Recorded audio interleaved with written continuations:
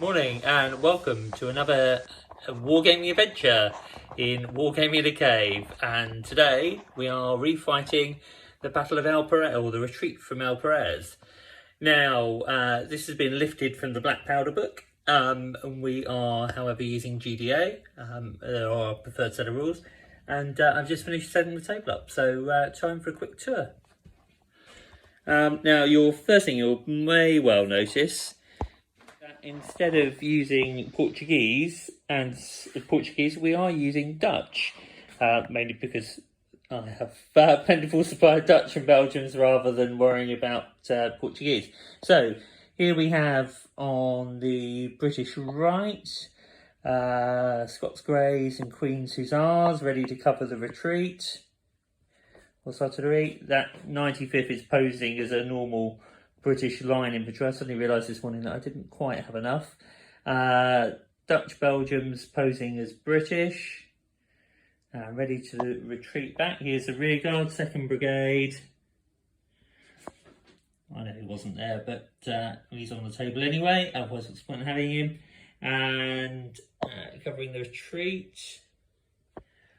Over here, now we've gone for a combination of woods and buildings to represent the village, which I can't quite remember the name of, but anyway, come round to the other side, and we have Belgian Dragoons, Belgian Carabiniers, forgive me, covering the withdrawal of the other brigade, 1st Brigade, and their objective is to force their way over the bridge, which is defended by this lonely French battalion. Should be quite an interesting scenario. The French have to arrive from off table. The commanders playing the French aren't here yet. So I shall be posting more videos as the battle begins. One last scan of the battlefield. Okay, so here we are at the end of turn 2. The French are funneling through the village in march column, starting to appear on the other side. Here the cuirassiers masquerading as dragoons, leading the line. British lining up to face them. Unfortunately, the brigade in the centre has gone hesitant, which is really annoying because I've just given them an artillery assault order. Very frustrating. Over here, Dutch Carabiniers and British Dragoons ready to face off the French, whilst the British 2nd Brigade continues its withdrawal and has reached the river, and skirmishers should be able to open fire this turn on the garrison. Artillery not yet deployed.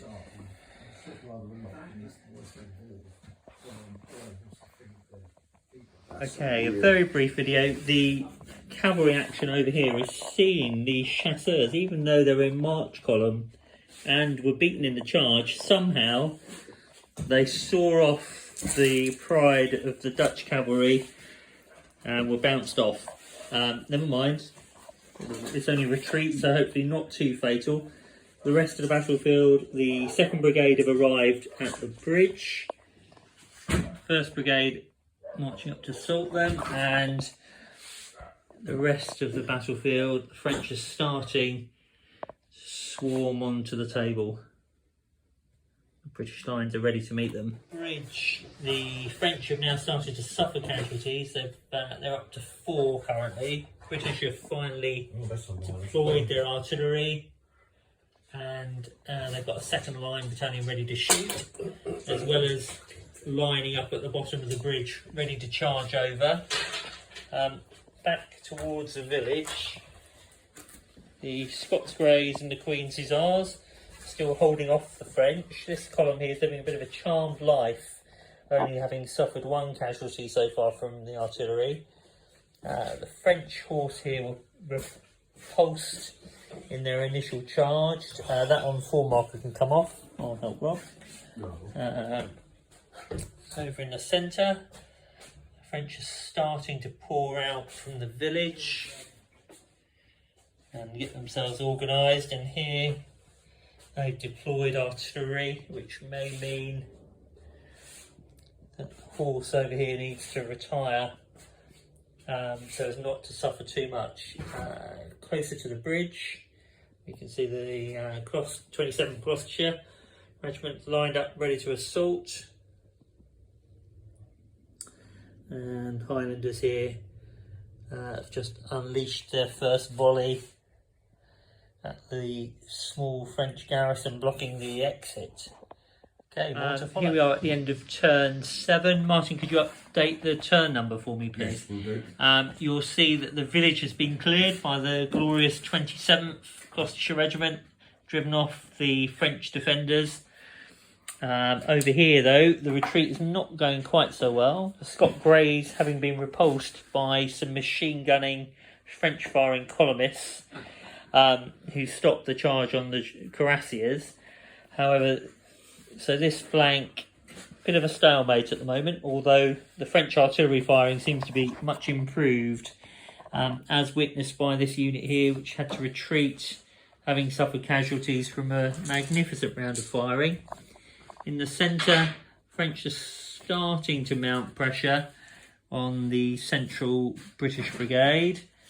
And if I just come round to the other side, you'll see that Martin's infantry is yet to make its way through the congestion, but it's getting near the front. There are those beautifully painted elite miniatures.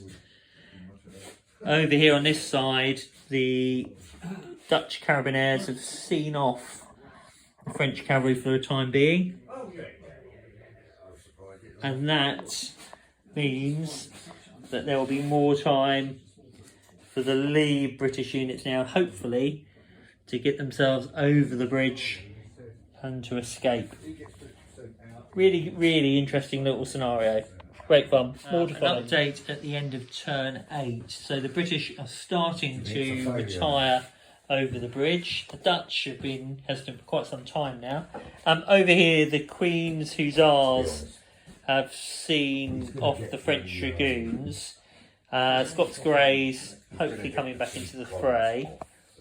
And this side, the French charged the horse artillery, but were just rebuffed.